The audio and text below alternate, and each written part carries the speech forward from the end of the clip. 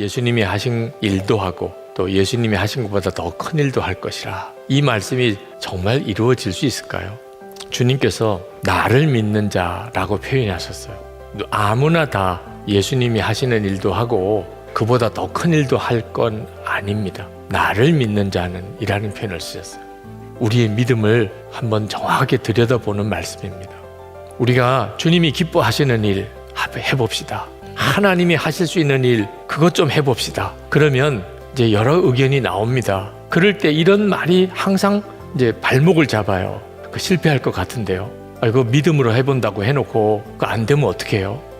꼭 이런 말이 나와요. 믿음으로 한다는 일은 언제나 실패의 가능성이 큰 일입니다. 계산해보고 따져보면 믿을 게 뭐 있어요.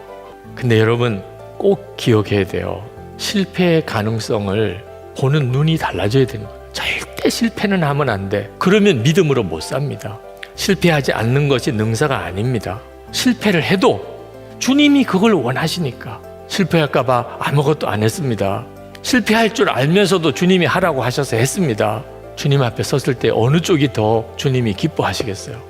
여기서 갈라지는 거예요. 이 말씀이 실제로 체험이 되느냐 안 되느냐는 것은 여기서 갈라지는 거예요.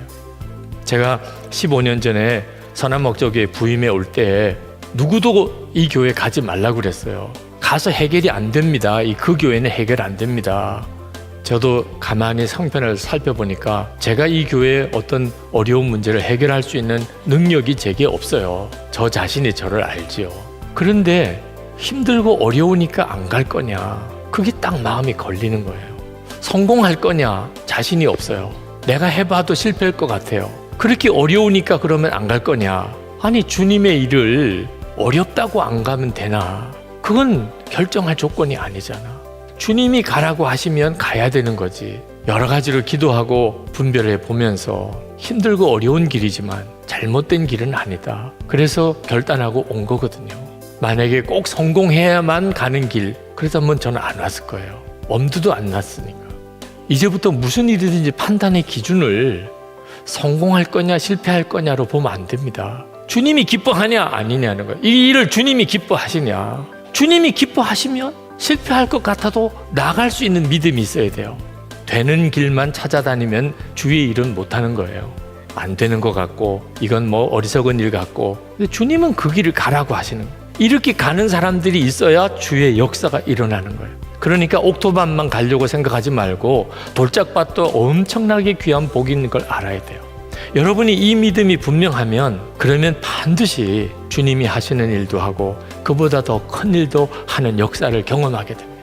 예수님이 하시는 일 어느 순간에 나도 하고 그보다 더 큰 일도 하는 일을 보게 되는데 그건 예수님이 하시는 것이기 때문에 주님이 내 안에서 나를 통해서 하시는 거예요. 나는 그게 안 믿어져. 진짜 예수님을 믿는 이제 중요한 때에 온 겁니다. 여러분이 정말 예수님을 믿으면 그러면 여러분이 주님의 일을 하고 더 큰 일을 하는 게 뭐가 걱정이 돼요? 뭘 믿기가 어려워요? 결국은 우리 속에 역사가 있어요. 열쇠가 있어요.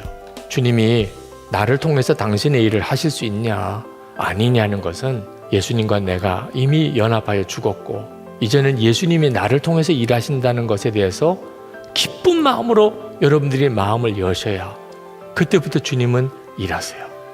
내가 하는 일도 하고 그보다 더 큰 일도 할 것이다.